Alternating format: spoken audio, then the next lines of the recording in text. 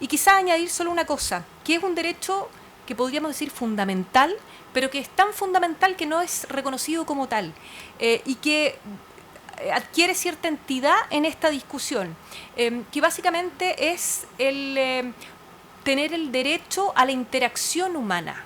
Básicamente, impedir que sea una máquina el que pueda tomar decisiones sobre mí, ¿ah? En el mundo laboral, sobre mi selección, sobre mi desarrollo profesional, sobre mi despido, y que de cierta forma se asegure que siempre va a haber un ser humano que de cierta forma pueda entregar o aportar a ese razonamiento matemático, tecnológico, los valores culturales, sociales, de respeto de esa dignidad humana.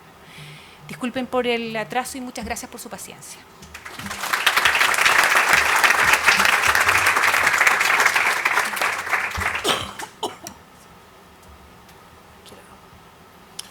Muchas gracias. También muy interesante el tema. Solo una forma de complementación y va a dar un poco más de dinamismo a esto. Me quedó un concepto en la ponencia, la siguiente expresión, la economía de datos.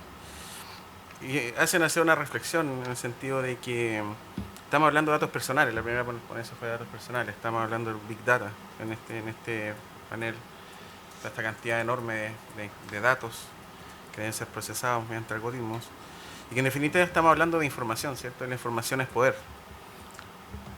Y mucha gente paga mucho por la información, por el poder que subyace en esto. Y por lo tanto, a mí lo que me preocupa, y por eso son buenas estas instancias, porque en definitiva, sobre la base de esta reflexión, pueden surgir nuevas formas de extracción de datos en el ámbito de las relaciones laborales, de las cuales nos tenemos que anticipar y determinar cuáles son los límites lícitos o no. Y rayar un poco la cancha de qué es lo que se puede o no se puede hacer en esta realidad que ya está instalada. Doy paso entonces a doña Rocío García, ¿cierto?, de La Pastora. Ella es abogada de la Universidad Central y además es profesora académica de la Universidad Católica de la Universidad del Desarrollo también. Y ella nos va a exponer a continuación una ponencia que tiene preparada y que ella nos va a decir de qué se trata. Me encanta, pero estuvo perfecto el pase. Muchas gracias. Bueno, con Carmen Elena nos quebramos harto la cabeza pensando cómo ordenar esto que es tan líquido. Llegamos a esa conclusión, era líquido. Entonces, yo quería hablarles de datos biométricos, pero escuchando ayer a Palomo, Rodrigo, que dice, ¿y usted, señor, sabe lo que es un algoritmo? ¿Le han explicado lo que es un algoritmo? Y dije, no, vamos a ser más docentes, vamos a partir del principio, vamos a ordenar, vamos a empezar a hablar desde lo que es un algoritmo, lo que es inteligencia artificial, características, y después vamos a pasar a datos biométricos para poder cubrir en lo que yo me comprometí a hacer. Entonces, en la lógica de que estamos en algo sumamente líquido, lo que tengo de regulación en derecho comparado para poder hacer mano y tomar algo es solamente lo que hasta hoy día es un borrador de reglamento en la Unión Europea sobre regulación de inteligencia artificial. No hay más. Algo hay en Estados Unidos, pero muy sistema americano, o sea, te informo que voy a usar tus datos, nada más, no creas que te voy a pedir permiso ni nada. Entonces, la verdad es que esto es intangible, pero es interesante porque avanza a pasos agigantados y se suele meter bajo la capa de los datos personales. Entonces uno como que le pierde el hilo a la inteligencia artificial porque se queda solamente con el concepto del dato. Entonces vamos viendo. ¿Qué es un algoritmo? Definición RAE. Un algoritmo es un conjunto ordenado y finito de operaciones que permite hallar la solución de un problema. Uno podría decir que es un conjunto de pasos, como lo dice así Jesús Mercader, es un conjunto de pasos que nos sirve para llegar a un objetivo que nos planteamos. Un algoritmo en realidad son billones y billones y billones de algoritmos los que nos van a permitir generar un sistema de inteligencia artificial. Y en el proyecto de reglamento de inteligencia artificial que se presentó en la Unión Europea, se define como un software que es desarrollado con una o más aproximaciones y técnicas y que para un conjunto de objetivos definidos por un humano a su vez pueda generar como resultados contenidos, predicciones, recomendaciones o decisiones que influyen en entornos reales o virtuales. Fíjense que acá hay hartas palabras claves. Entonces, por una parte, puedo generar predicciones, muy ha sido ya nosotros. Recomendaciones, esto aliviana un poco, no nos obliga necesariamente a entrar en la lógica de que yo acato todo lo que dice la máquina. También puede ser o generarse la idea de una inteligencia artificial consultiva, no solamente resolutiva, que es lo que parece que nos genera más impacto y más temor en el mundo de las relaciones y las gestiones laborales.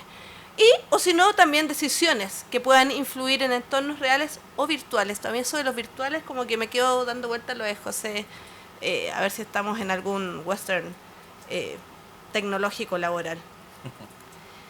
¿Qué más vamos a ver de características de estos sistemas y que es bien interesante analizar?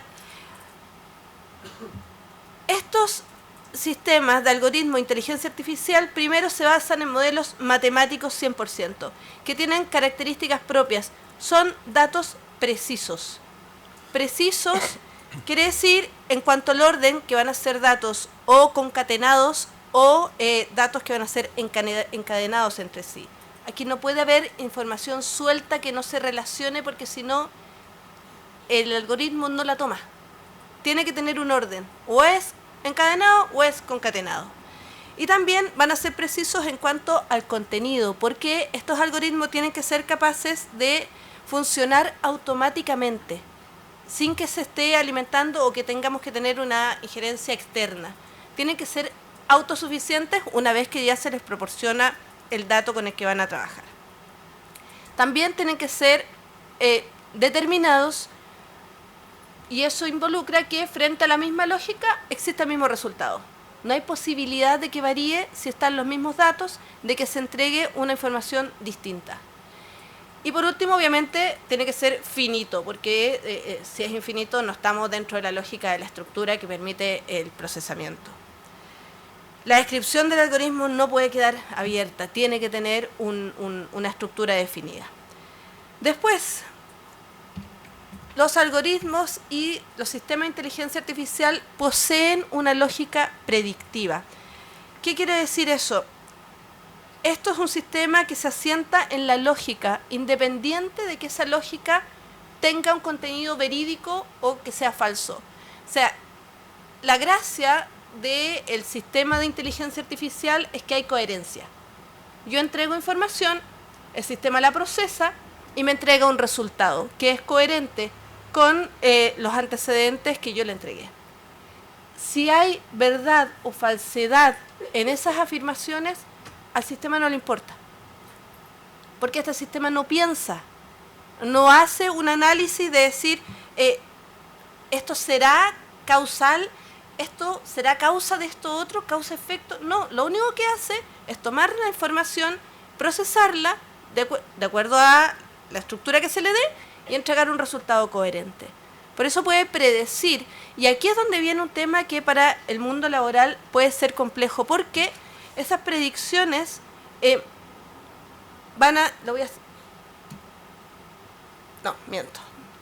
esas predicciones van a poder tener injerencia en las decisiones laborales. Van a ser, como van a tomar datos estadísticos, datos de abastecimiento de información automática y otras herramientas más que son tan enredadas que la verdad que no me las aprendí. Finalmente, lo que van a hacer es que nos van a entregar información que el empleador va a poder utilizar o no para definir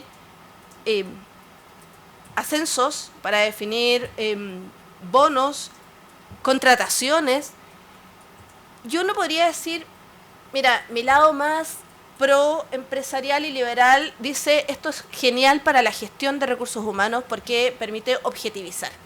Aquí elimino el sesgo del ser humano de decir, sabes que a ti te voy a evaluar, esa bendita evaluación que da derecho al bono, te voy a evaluar mejor o no, este sistema de inteligencia me va a permitir objetivizar. Pero, no tenemos que olvidar ahí que ese sistema está alimentado por el ser humano. En algún punto de origen, los sistemas de inteligencia artificial se alimentan por información que le entregan seres humanos. Entonces, ahí existe un riesgo de provocar lo que se conoce como ruido. Que el ruido es involucrar o incorporar antecedentes que puedan desvirtuar la lógica del análisis. Y en ese sentido vamos a poder concluir eventualmente con un resultado que pueda ser discriminatorio. Porque como les dije, la inteligencia artificial no piensa, solamente realiza un trabajo de coherencia entre los datos y la conclusión. Ahí es donde está el mayor foco de preocupación que vamos a tener que tener y donde vamos a tener que pensar en cómo regular o cómo limitar, para que ese ruido eventualmente no sea el símil de lo que es hoy un virus, que se nos meta dentro y que provoque discriminación, la que se conoce como la discriminación algorítmica, ¿no? Que tú hablabas ayer. Ahora sí me voy, es que entre dos me enredo. Bueno, otra característica es que los algoritmos se alimentan con datos. Y esos datos, el Big Data, normalmente uno lo conoce con las 3B, pero ahora se han adicionado 3B más, que quiere decir 3 características que tiene que tener el sistema Big Data, que lo describe. Primero, la cantidad de volumen. O sea, un sistema de inteligencia artificial tiene que contar con una cantidad de volumen importante para poder realizar un procesamiento que le permita llegar a las conclusiones. Después, tiene una variedad importante en los sistemas, en los tipos de datos que recoge. Datos estructurados, datos semiestructurados, datos desestructurados, datos que son fijos, datos que son continuos y que por lo tanto pueden ir cambiando en el tiempo.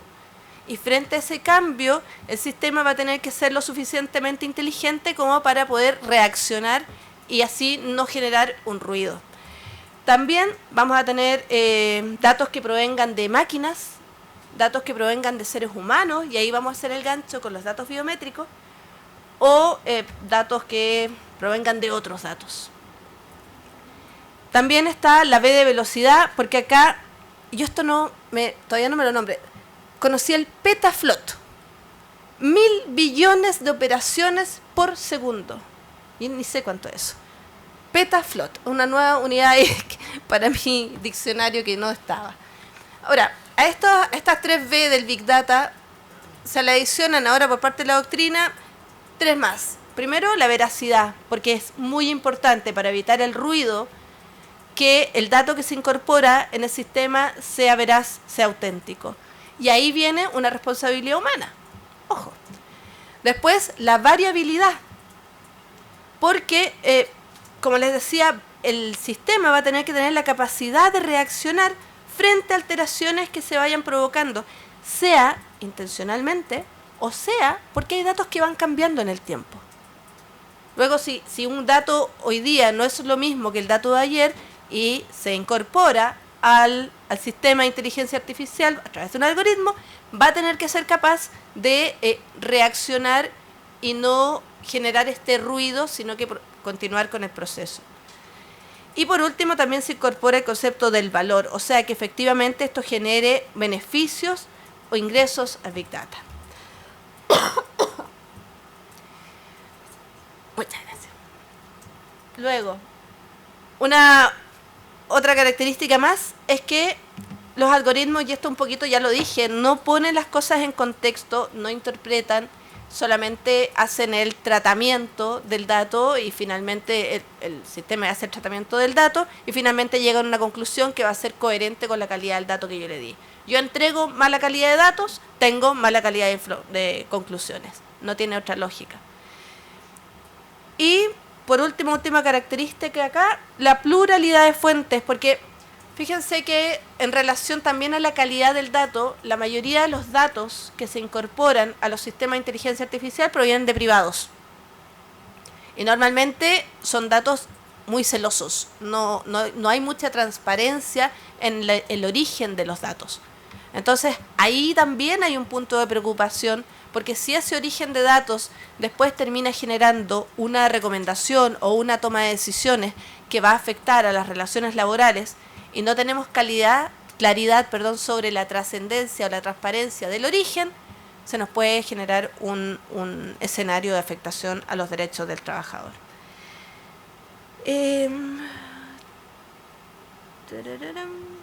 Pasamos ya, estamos. Entonces, terminado, esto que quería hacer previo de como una introducción de los sistemas de inteligencia, algoritmos, ahora sí, todavía estoy bien de tiempo, nos vamos a los datos biométricos. Datos biométricos que están, esa regulación que les pongo es la que hay hasta hoy día, por supuesto, en la Unión Europea, por eso la cito, en el Reglamento General de Protección de Datos, se definen como datos personales obtenidos a partir de un tratamiento técnico específico relativo a características físicas, fisiológicas o conductuales de una persona física que permiten o confirmen su identificación. Si nosotros vemos, solamente esa definición, tenemos claro que estamos asentándonos en 3 tipos: características físicas, fisiológicas o conductuales. Todo esto referido a una persona física, no estamos hablando aquí de personas jurídicas, y que nos van a permitir o confirmar su identificación. Bueno, hay otra definición ahí que solamente se las dejo, que es del grupo de trabajo de 29 que apoya todo este proceso que se está generando de regulación en la Unión Europea. ¿Qué es lo importante acá? Las características de los datos biométricos importantes que van a ser universales, o sea, todo el mundo tiene datos. Y son unívocas, nos van a servir los datos biométricos para identificar específicamente a una persona. Van a ser permanentes en el tiempo. Esto no se elimina. Bueno, mi huella, salvo que me corten la mano, va a ser mi huella siempre. Mi iris va a ser mi iris siempre. Y, por supuesto, son mensurables, o sea, cuantificables. Estoy mañana. Les tengo algunos ejemplos de datos biométricos. Por ejemplo, el más común para nosotros, por supuesto, por el teléfono, va a ser el reconocimiento facial, ¿no? Pero también junto con el reconocimiento facial está el reconocimiento de iris, de retina, todo en la cara. Los reconocimientos faciales van a poder ser geométricos cuando toman algunos puntos de la cara, por ejemplo, o la nariz, o las orejas, o el ángulo de la cara, o también pueden ser a través de una fotografía o una imagen completa que me permitan analizar la cara en su conjunto. ¿Por qué le hago esa distinción? Porque hay algunas discusiones y se han planteado reclamos sobre lo invasivo que puede llegar a ser un reconocimiento facial, y se ha generado ahí la importancia de que, oye, no toma toda la cara, toma solo un par de ángulos para poder ser efectivo. Después también vamos a tener en esta misma línea el tema de la geometría de la mano. Hoy les voy a citar un reclamo que después hubo por el tema. Claro, que me va a permitir ver el grosor del dedo, el largo del dedo, el tamaño de la mano, lo angular que puede ser, para poder servir como un dato. El reconocimiento de voz, sin duda, debe ser de los más eficaces. Porque, claro, la mano yo la puedo perder, pero la voz, salvo que tenga algún problema serio, es reconocido como uno de los sistemas de datos biométricos que más sirve. ¿Voy mal? Voy bien. Después, las pulsaciones del teclado. Las pulsaciones del teclado es sumamente invasivo porque me permite ejercer un control que todavía no está bien definido hasta dónde puede llegar, porque se toma la intensidad de la pulsación, la velocidad con la que yo hago la pulsación, el tiempo que pasa entre que yo presiono una tecla y otra, para poder medir la eficiencia de lo que estoy haciendo. Entonces ahí sí también otra alerta que puede ser algo complejo de administrar si se toma alguna medida de sanción por esto, ¿no? Por no cumplir con los requisitos o las expectativas de productividad. Bueno, en forma de caminar, hay plantillas que se pueden poner en el suelo para poder medir la forma de caminar unida a una cámara inteligente. Esto es locura. Y con eso van a poder ver, claro, mi forma de desplazamiento, y así sin duda pueden llegar a ver si yo camino ágil, si no soy ágil, si sirvo para levantar pesos, si no sirvo. Entonces, esto proyectado puede ser bastante loco, muy loco. Hay una empresa de marketing belga que ahora instaló, como otro ejemplo, chip dentro de a sus personas, chip de como llave de acceso a los computadores. O sea, llegan y dicen, tic. Y uno diría, wow, pero esto en qué minuto, primero me da la sensación de que va a afectar mi salud y segundo, qué invasivo. Y bueno, lo mismo en monitoreo de la frecuencia cardíaca. También puede ser otra alerta porque claramente cuando uno está midiendo si una persona tiene buen estado de salud o mal estado de salud puede llegar a tomar decisiones por eso. Que va mucho más allá de, como decía en la mañana, el simple testeo que me obliga a la mutualidad para ver si estoy en condiciones aptas de trabajar.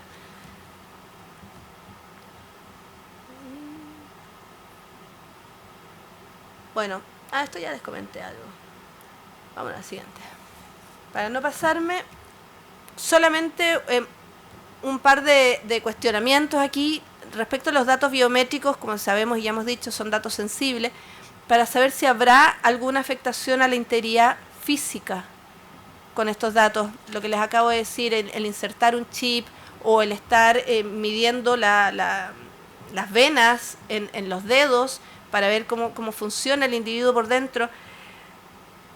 Hay una sentencia del Tribunal Constitucional Español súper interesante que habla del concepto de la integridad corporal.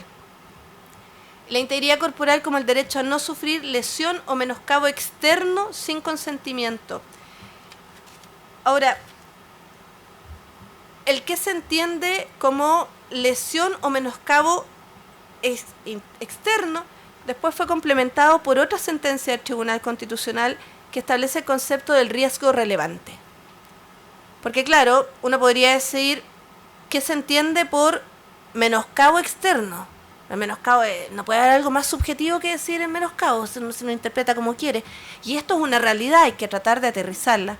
Entonces, lo que hace el Tribunal Constitucional cuando habla del riesgo relevante es que nos dice que se tiene que generar un peligro grave y cierto para la salud del afectado. ¿Dónde se ve esto? Hay un reclamo, bueno, hay varios, pero cité uno para que veamos cómo uno se empieza de repente a perseguir un poco con esto. Hay un departamento del Estado en España que quieren hacer el registro con la huella. Entonces, inmediatamente los representantes de los trabajadores van y hacen una reclamación porque dicen que ahí habría una afectación a su integridad, su integridad física. Y lo que hace el Tribunal Constitucional es decir, ¿sabes qué? No me has demostrado siquiera que haya una lesión. ¿Cómo puedes suponer que haya una afectación a tu integridad? Ok, se implementa el sistema, vuelven de nuevo los trabajadores. Dice, ahora ya se implementó. Dice, ¿sabes qué? Yo lo que veo es que tú estás usando tu huella. No veo que eso te provoque ninguna lesión. ¿Por qué va a haber una afectación a tu integridad por el solo hecho de usar tu huella? Huella que además, culturalmente, se usa para todos los trámites en el país. No podemos pretender que laboralmente hay una afectación cuando nosotros estamos usando la huella en otras actividades. Y lo mismo pasa con el reconocimiento facial. El reconocimiento facial es invasivo en las relaciones de trabajo, pero no es invasivo en el celular o en otras aplicaciones que también genera un traspaso de mis datos a quién sabe quién. Entonces, hasta ahora ha sido una interpretación un poquito más restrictiva y de decir, oye, calmémonos. Veamos si efectivamente hay un riesgo o no. Luego, si no es física, ¿habrá una afectación a la intimidad? Hay un reclamo por la presentación de la mano al escáner. Y se habla ahí, se discute sobre la intimidad corporal. Y la intimidad corporal se va a entender, según esta sentencia, como un recato que está socialmente arraigado. O sea, yo tengo culturalmente un concepto de recato muy distinto al que seguramente van a tener en los países de Medio Oriente y seguramente muy distinto al que se tiene en Centroamérica. Entonces, no se puede objetivizar ni decir, oye, la intimidad corporal es tal cosa. Porque va a depender de la cultura de cada país, el cómo se enfoca el recato y si entonces hay efectivamente una afectación a mi intimidad o no. Y creo que ya voy terminando. Bueno, y por último, para ir cerrando, estoy justo en el tiempo. Volviendo al origen, aquí las soluciones finalmente se vienen dando por el principio de proporcionalidad, que sin duda es el rockstar de todo lo que viene ahora, porque va a ser la única herramienta de solución para medir cuándo en cada circunstancia una medida de control de datos biométricos, de tratamiento de datos biométricos, va a ser o no invasiva o atentatoria de mi derecho a la intimidad o mi derecho a la protección de datos. Va a tener que mirarse cada caso y, tal como establece el Grupo de Trabajo 29 en esta directriz, la 249, independientemente de la base jurídica que se tome para poder tratar datos biométricos, lo más importante es que previo a eso se vea, primero, si el dato biométrico es esencial para satisfacer la necesidad, porque si no lo es, la verdad, no molestemos. Segundo, si el dato es eficaz para satisfacerlo considerando la tecnología. Yo necesito un reconocimiento con la mano, me basta con el dedo. Después, si la pérdida de la intimidad es proporcional a la ganancia o a la utilidad que genera con ese dato tratado. Y por último, si es un medio menos invasivo, podría lograr el mismo resultado. La empresa está, entiendo yo, invirtiendo para poder generar una mayor tecnología. No hay que cerrarse a esta mayor tecnología, pero volviendo a los orígenes, tampoco hay que cerrarse a entender que cuando hay un abuso o un uso desmedido, también se pueden estar afectando los derechos del trabajador. He cumplido.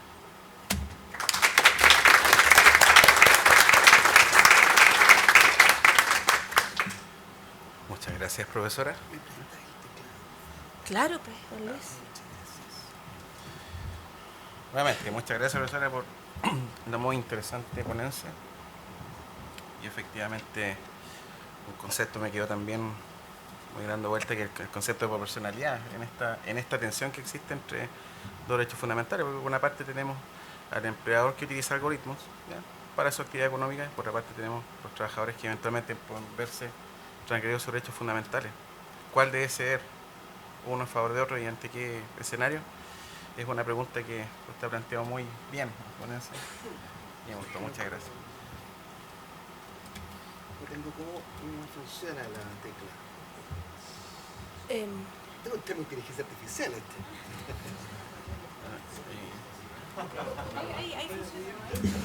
La mía se llama la tercera.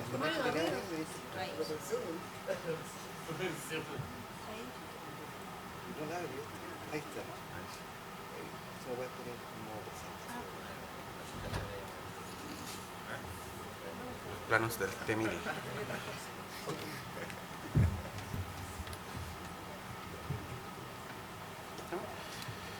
Y llegamos entonces a nuestra tercera y última ponencia de la jornada, en esta última sección, a cargo del profesor Don Luis Lizama. El profesor es abogado de la Universidad de Chile, profesor de la misma casa de estudio, además exdirector del Departamento de Derecho del Trabajo de la Universidad de Chile, y que nos va a exponer respecto de derecho del trabajo e inteligencia artificial. Profesor, por favor. Bueno, muchas gracias. Voy a ser muy empático con ustedes, porque claro, estamos ya fuera de todo horario, hay además, me imagino, vuelos programados, así que trataré de ser muy breve y por eso que voy a hacer alguna suerte como de... La PPT está preparada para cierta exposición, así que voy a improvisar. Bueno, la verdad es que hay 3 ideas para... Este es el aperitivo, hay 3 ideas para comenzar. Uno es la siguiente: la IA no es igual a la inteligencia humana. Son cosas completamente distintas. No es que tengamos una suerte como de inteligencia generada de manera creativa al lado de la humana, sino que es una cosa enteramente diferente. Aquí la autora se llama Mercedes Bunz, es una alemana, tiene publicado un par de textos en español, uno fue publicado en Chile y está disponible para su, digamos, compra como ebook. Cuesta 3.900 pesos, o sea, no es una cifra muy significativa. ¿Qué es lo que dice Bunz? Dice, mire, la IA no es una inteligencia igual a la humana, sino que tiene un sentido, un significado estocástico. ¿Qué significa esto? No se puede predecir, es relevante el azar y evidentemente la probabilidad. Porque como decía tanto Rocío como Carmen, efectivamente los algoritmos operan sobre la base de la extracción de datos. Y el dato uno lo entrega de manera enteramente voluntaria. Cuando, por ejemplo, estamos suscritos, digamos, a Netflix o suscritos, digamos, a Facebook o a Twitter o a TikTok, bueno, uno comparte información que evidentemente estas multinacionales la transforman en una actividad comercial. Es una extracción de datos, minería de datos. El dato se entrega en forma voluntaria, en forma gratuita. Y efectivamente el producto es el usuario. Shoshana Zuboff. Esta traducción del texto es del año 2019. Capitalismo de vigilancia. Lo publicó en Madrid, País 2. Es un buen texto porque efectivamente el tema central es ese. O sea, la IA se nutre de datos que en definitiva las personas compartimos de una forma enteramente altruista. No para que sean comercializados, pero lo hacemos en la medida en que tenemos redes sociales y uno comienza a hacer un montón de cosas a través de justamente los algoritmos. Ayer nos decía José Antonio que se pudo ir desde acá sin ninguna dificultad porque utilizó Waze. Evidentemente que en el caso nuestro uno ya no confía en la intuición respecto del tráfico, ¿no? Uno dice, mira, a la derecha no, hay que dar a la izquierda, porque efectivamente había una congestión vehicular y el GPS lo detectaba, cooperan todo el resto de los conductores suscritos, digamos, a Waze para informarle al algoritmo que efectivamente hay congestión. Bueno, en fin, ¿no? O sea, hay un sinfín de cosas que hacemos con la ayuda de algoritmos. Pero resulta que lo que se sostiene, ¿no? Porque la pregunta es, ¿qué ocurre con el derecho del trabajo? Que está evidentemente tensionado por plataformas digitales de servicio, por el trabajo a distancia, pero lo que algunos afirman es que la IA no viene a reemplazar a los trabajadores, viene a reemplazar a los jefes, al supervisor, porque efectivamente controla el trabajo de una mejor manera que lo haría un ser humano, de una forma más implacable, de una forma más certera. Cathy O'Neil, que es una profesora de la Universidad de Harvard, que tiene un libro que se llama Armas de Destrucción Matemática, dice, mire, la verdad es que, por ejemplo, en el caso norteamericano, tiene un sistema algorítmico alimentado por deep learning, o sea, redes neuronales, en las que no hay programación. O sea, ya en definitiva el resultado no está predeterminado por quien programa el algoritmo, sino que son entrenados con una multiplicidad de datos. Y mientras más datos, es mejor. Mientras más datos es mejor, para poder predecir conducta, el mejor candidato, el mejor resultado. Claro, eso se presta para secos, vamos a ver que efectivamente las hay, ¿no? En la medida en que, claro, si resulta que lo que aprendió el algoritmo es que los que son los mejores postulantes son hombres, va a haber evidentemente una discriminación a mujeres, porque el algoritmo entrenado con más datos, lo que acaba de determinar es que efectivamente los candidatos elegidos en aquel lugar son básicamente hombres. Pero entonces el tema central es que, en principio, la IA reemplaza la supervisión, porque se hace de una manera mucho más eficiente de todo punto de vista. Piensen ustedes que en el teletrabajo, que habrá que decir, con la ley de las 40 horas, se acabó el derecho de desconexión en materia de teletrabajo, ustedes lo saben, ¿no? Fue derogado el inciso cuarto del artículo 22. En consecuencia, la regla que estaba prevista en el Código Laboral respecto de que si el teletrabajador trabajaba más tiempo en un lugar libremente elegido por él, fuera del establecimiento, ir a un sistema mixto, ¿no?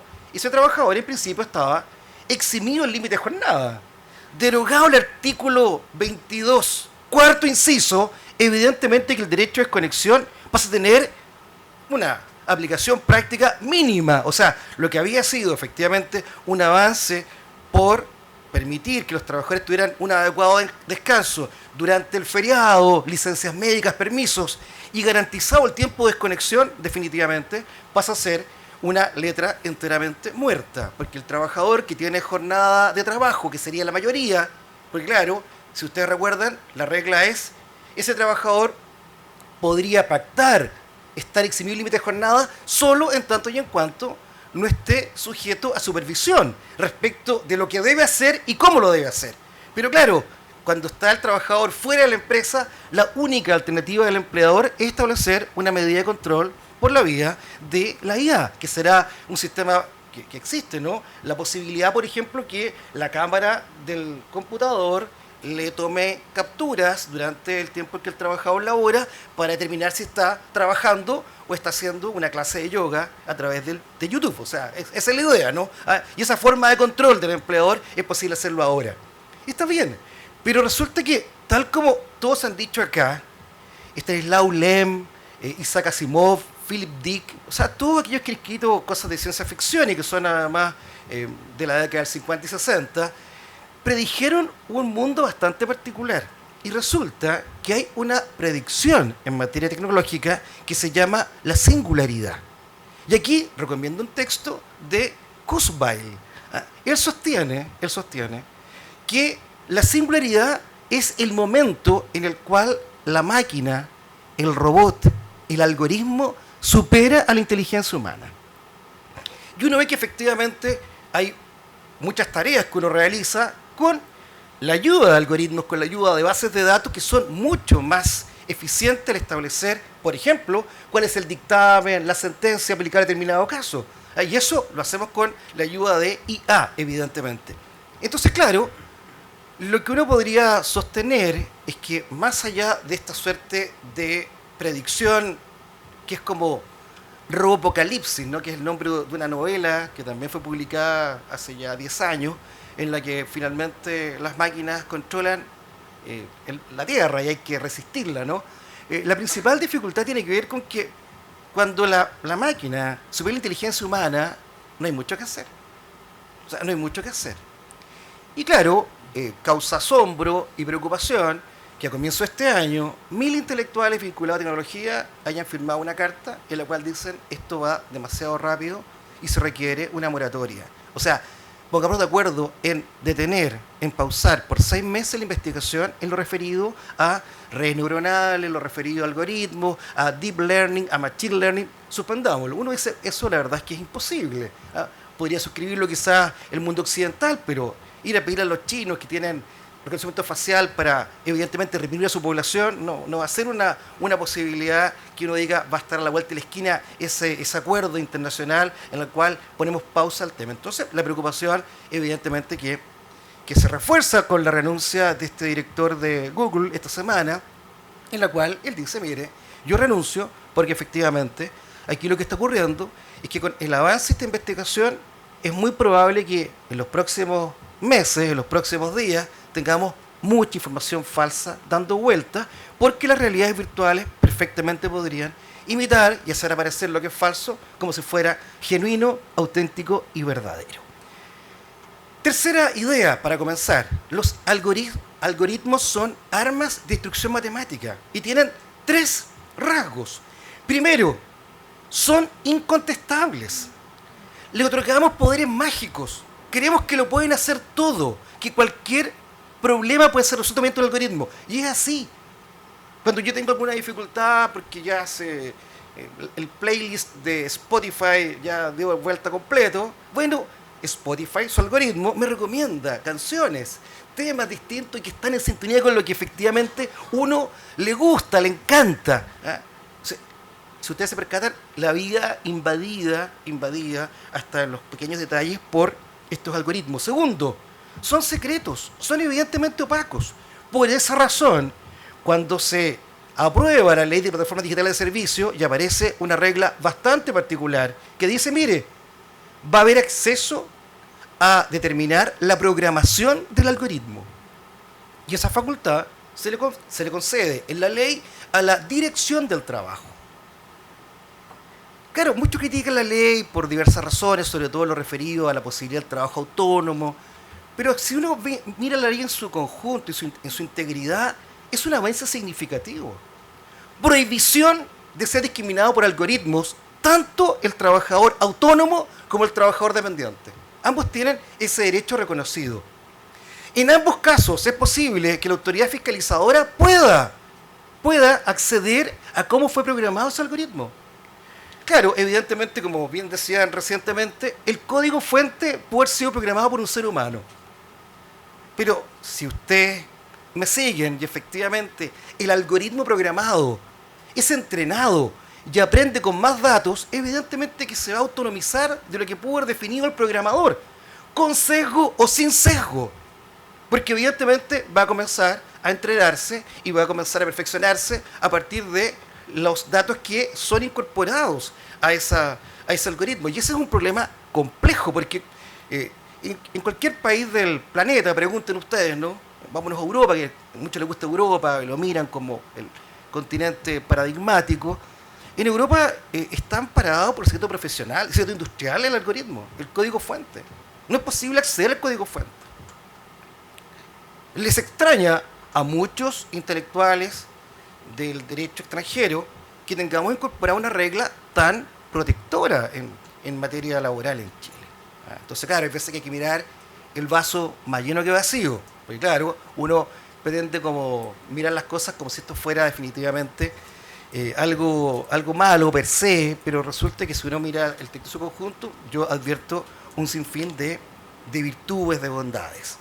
Y tercero, son claramente injustos en la medida en que pueden operar con un sesgo discriminatorio. A ver, traigo muchas cosas, pero creo que no quiero aburrir a nadie y creo que tampoco es la idea, ¿no? Mira, un tema final, si no quiero tampoco generar más pérdida de paciencia. Hay un concepto que acuñó Michel Foucault que se llama la gubernamentalidad y que se refiere fundamentalmente a los dominios estratégicos en los cuales hay control por parte de personas y grupos respecto a otras personas o grupos, en la cárcel, en el colegio, en el trabajo, evidentemente. Bueno, ¿qué sostiene Mercedes Bunz en contra de Kate Crawford, que tiene un libro que se llama Maravilloso, Ante la inteligencia artificial, que también está traducido al español por el Fondo de Cultura Económica el año pasado? ¿Qué dice? Bunz dice, mire, ¿saben cuál es el problema? Que la afirmación de Foucault, que donde hay poder hay resistencia, ya no corre con la inteligencia artificial. ¿Por qué razón? Porque el control es donde no hay relación. Hay un ejemplo que Kate Crawford plantea en su texto. Dice, mire, en Amazon, que tiene centros de logística repartidos por todo Estados Unidos. Pues bien, ellos combaten los sindicatos. No queremos sindicatos, queremos relaciones que sean directas con los trabajadores. Tenemos sistemas además de control del tiempo que debe realizar cada uno en el empaque del pedido, etcétera. Dicen, mire, el problema es el siguiente. Tenemos un ritmo de trabajo. Hay un ritmo de trabajo en Amazon que está determinado por un algoritmo. Y como no hay jefes, no hay seres humanos, lo definen en Seattle, pero están aquí en Minnesota, o están en Wisconsin, están en Miami. La pregunta es, mire, aunque queramos darle el gusto a los trabajadores organizados en torno a, se llama Alt Labor, que son las fórmulas alternativas de sindicatos en Estados Unidos, le dicen, mire, es que no podemos hacerlo. Porque el algoritmo está programado para que el pedido sea recibido por el cliente y la única forma de hacerlo es seguir este ritmo de trabajo que está determinado por el algoritmo que lo definieron unos ingenieros en Seattle, aunque esté bien en Minnesota, porque aquí la verdad es que lo que nos queda es eso. Bueno, esta situación es muy complicada porque pone en riesgo la huelga, pone en riesgo la acción directa. ¿Cómo resistimos a este poder en el cual no hay relación, en el cual no hay seres humanos, en los cuales efectivamente lo que hay es una distancia establecida entre el sujeto digital y aquel que va a ser dirigido y mandado? Bien, pues, eso sería todo por hoy. Le damos un aplauso al profesor. Muy interesante. Me recordó la película Terminator. Sí, Skynet, todo el rato acá. A continuación, entonces, damos espacio para preguntas. No sé si tenemos algún límite horario, límite de preguntas de consulta a los organizadores. Estamos un poquito pasados. 2 preguntas, ¿cierto? Ya, 2 preguntas. Primero ella. Así no. Pero está bien.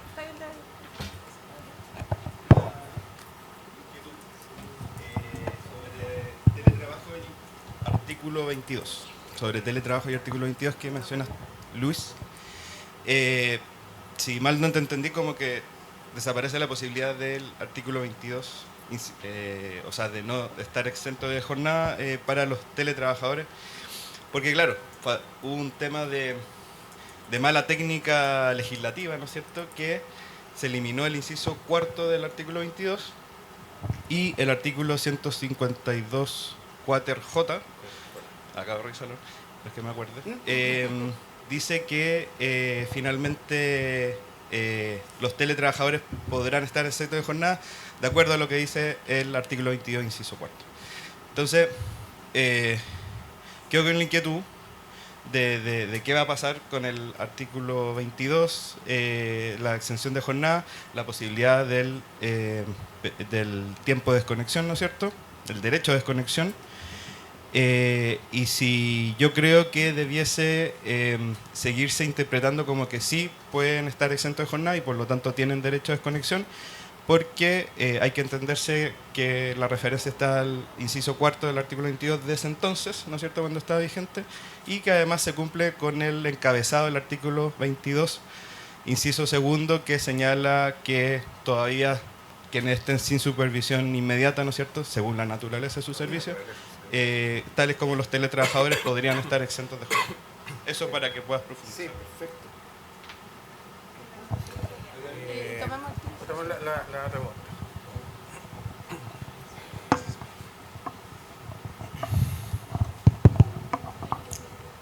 Bueno, yo quiero plantear dos inquietudes. Primeramente, que respecto de lo que decía el profesor José Antonio, si no me equivoco,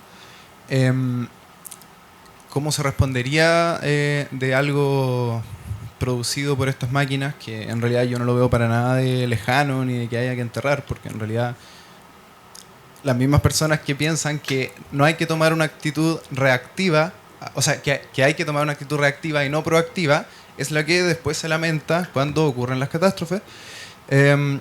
Por tanto, me parece que, si bien es cierto, si ocurriera los ejemplos que dio, sería inmediatamente responsabilidad del empleador, a pesar de los argumentos que se dieron después de los algoritmos, puesto que siento que, al menos a mi entendimiento, la inteligencia artificial es un compilado y funciona en base a algoritmos, no funciona tan distinto a la mente humana, y en eso difiero con el profesor, puesto que en realidad hay teorías, como por ejemplo la teoría de los túneles de realidad, y es que en realidad uno no tiene el libre albedrío que uno creería tener. En realidad uno puede tomar decisiones y toma decisiones todo el tiempo en base a lo que ya ha vivido, en base a lo que le ha pasado en general, a gustos, a preferencias. La inteligencia artificial va a funcionar exactamente igual, pero es muchísimo más potente que un cerebro humano, y siento que, si bien es cierto, no es tan distinta, se opone directamente o está directamente en contra de lo que es la esencia humana, porque en realidad va a llegar al punto en que la inteligencia artificial, a mi parecer, y o sea, igual no quiero que me vean como alguien con un sombrerito con latas arriba, se reemplace tanto trabajadores como jefes, como también incluso gobernantes de países, ¿por qué no? Y por tanto, entonces, la inquietud que viene con eso es: ¿creen que deberíamos tomar una actitud pasiva, es decir, para luego tener una reactiva? ¿Acaso es que mejor hay que tomar una actitud proactiva? Y en la proactiva hacer, si es preferible, una ecléctica o directamente de prohibirla, de que la inteligencia artificial lleve a cabo todas las tareas humanas, porque en el fondo me parece que en la práctica eso se va a traducir en que, no sé, no van a haber más trabajos, y el futuro trabajo de todos nosotros va a ser realizarle mantenimiento a las máquinas. Eso sería. Y en realidad, y la pregunta es en general. Escucho a todos los que quieran dar su opinión. Profesor. Sí, a ver, respecto a lo que plantea Joaquín, yo creo que, a ver, efectivamente, si ustedes recuerdan, el derecho a desconexión era para trabajador a distancia o teletrabajador que no tuviera jornada laboral. Y estaba previsto exactamente esta suerte de regla especial que había sido incorporada a comienzos del siglo XXI, si mal no recuerdo, el año 2001, la 21.759, que incorporó justamente la regla en virtud de la cual, si había un trabajo preponderantemente fuera de la oficina, ese trabajador estaba en principio eximido del límite de jornada. Entonces creo que el derecho de conexión, finalmente, por la forma en que queda redactado, ¿no?, el texto, esto es, ya no va a haber un tema objetivo, ya no va a ser, si usted trabaja 3 días en su casa y 2 días en la empresa, en principio usted está eximido del límite de jornada. No, vamos a tener que entrar a revisar si efectivamente ese trabajador no está sujeto a control técnico funcional por parte del empleador, y eso es muy difícil me imagino, de poder destruir, de derrotar esa presunción que establece el Código del Trabajo. Entonces creo que el derecho de conexión va a tener un carácter más bien decorativo, sobre todo porque además está la regla que incorpora la reforma de las 40 horas, que en caso de duda se le puede plantear al inspector del trabajo que resuelva si el trabajador está o no tiene o no tiene jornada de trabajo, digamos. Y con la posibilidad después, al 5.º día, de reclamar al juez laboral. Entonces me temo que por esa vía el derecho de conexión en Chile pierde toda importancia. Y respecto a la pregunta que formula, perdón, ¿cuál es su nombre? Jürgen. Yo diría que, a ver, no es lo que piense yo, lo que sea estocástico lo plantea Mercedes Bunz, lo plantea Luc Ferry. Dicen que no es igual que la inteligencia humana, porque la inteligencia humana, además, una inteligencia que tiene, es emocional, es de adaptación frente a casos distintos, reacciones diferenciadas. Y bueno, y ahí ustedes tienen claro que Alan Turing desarrolló una prueba para determinar si estábamos o no frente a una máquina, ¿no? El test de Turing. Yo les puedo recomendar una gran película que se llama Ex Machina, en la cual efectivamente el tema central es eso, o sea, cómo la máquina engaña al ser humano y logra hacerse pasar como si fuera una persona como tal. Máquinas como yo, otra Clara y el Sol, o sea, hay novelas escritas recientemente que son de verdad muy importantes. Y claro, sueñan los androides con la oveja eléctrica, que es el nombre original de Blade Runner, de Philip K. Dick. Y claro, y en esta materia la respuesta la puede dar, no sé yo, Rutger Bregman, Utopía para Realistas. Dice, mire, hay 3 ideas que yo propongo que son de verdad un tanto locas, descabelladas. 1, jornada de 14 horas. Un mundo sin fronteras, o sea que se da la posibilidad de trasladar sin ninguna dificultad. Y RBU, Renta Básica Universal, que es el tema que se está discutiendo ahora y que es el tema de debate acerca de no haber empleo para toda la población. Evidentemente que tiene que hacerse cargo de ello el Estado, a través de impuestos, probablemente fijados a las grandes corporaciones. Van a tener que entregarle a cada persona de un modo incondicional, es en dinero, es en metálico, una renta básica universal que les permita sobrevivir.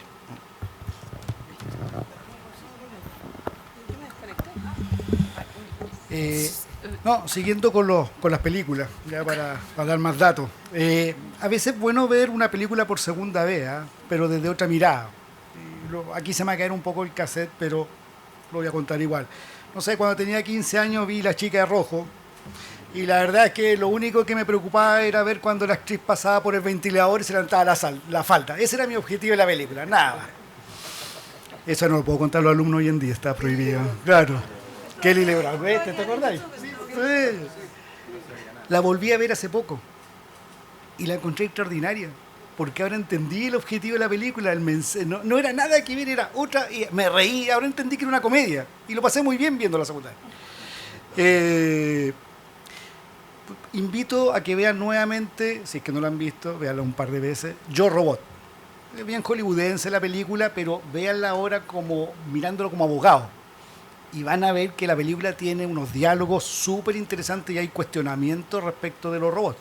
Y una de las escenas más impactantes es que caen 2 autos, voy a un spoiler, caen 2 autos a un río, entra un robot a rescatarlo y el robot mide a quién salvar. Y el robot salva a una persona, al protagonista, y la niña que está en el otro auto muere ahogada. Entonces ahí viene el cuestionamiento de por qué el robot toma esa decisión.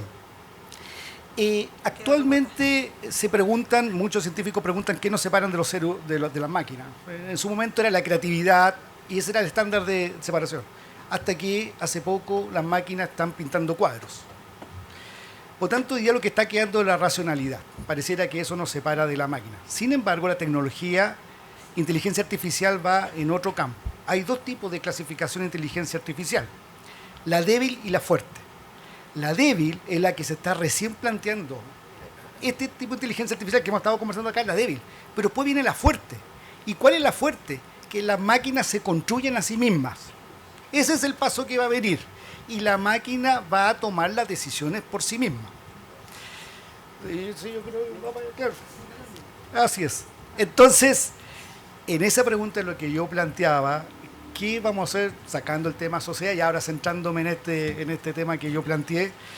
¿Qué va a hacer un empleador frente a un accidente provocado por ese tipo de máquinas? Y ahí, claro, podemos a la solución tradicional, el empleador es el culpable, voy a seguir perdiendo los juicios, o buscamos una alternativa que vaya más allá y que en una de esas vamos a tener que reconocer derechos y deberes a estas máquinas, a estos robots. Y ahí la historia cambia.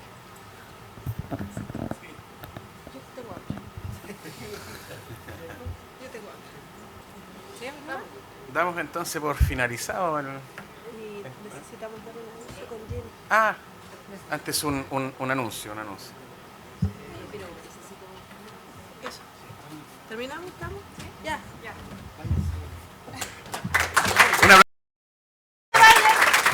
No se vayan, por favor, que Jenny necesita darnos un anuncio de 2 minutos.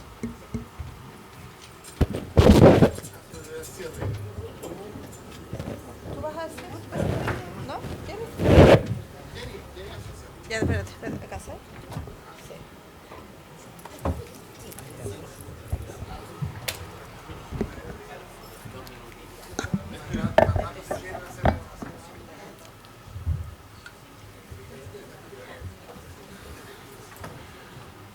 Bueno, para mí es un honor dar el cierre a esta, yo creo, exitosa jornada, así que agradecer enormemente a Alejandro Durán por todo lo realizado en estos 2 días, ¿cierto? Yo creo que es importante estas instancias donde nos reunimos, nos vemos, compartimos, y además el ambiente que yo creo que tenemos en derecho laboral no se repite en las otras disciplinas, entonces creo que eso es necesario cuidarlo, conservarlo, y independiente de las posturas o las ideas que todos tengamos, es importante siempre mantener este ambiente porque de respeto, de cordialidad, y creo que es necesario siempre cuidarlo porque yo creo que es algo muy bueno que nos destaca a nosotros los laboralistas.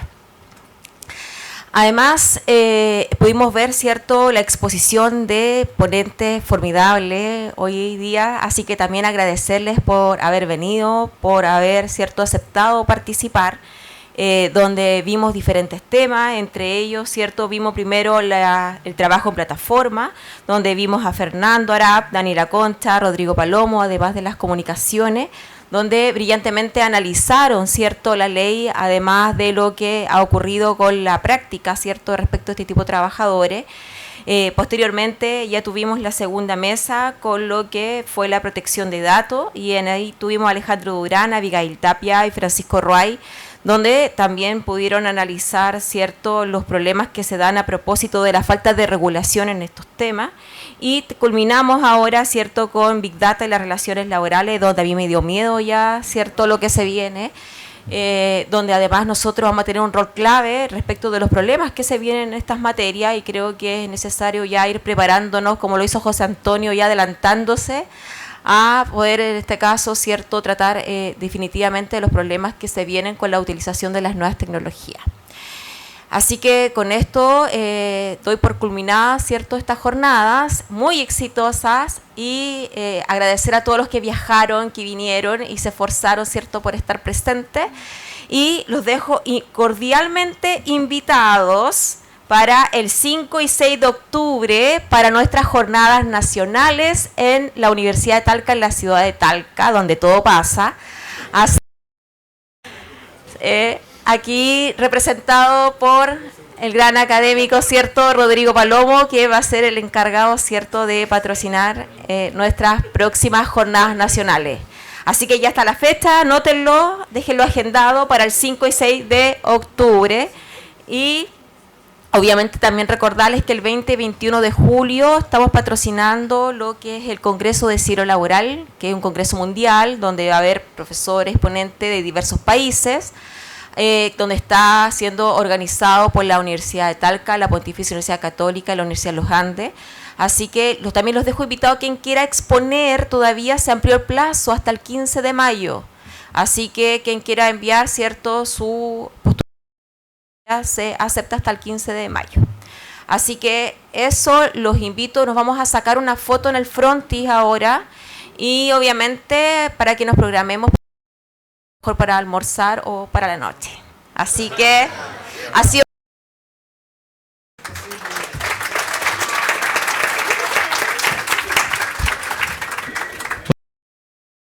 la invitación que en el frontis de la facultad se va a estar tomando la fotografía oficial de la jornada del trabajo, así que eso, muchas gracias.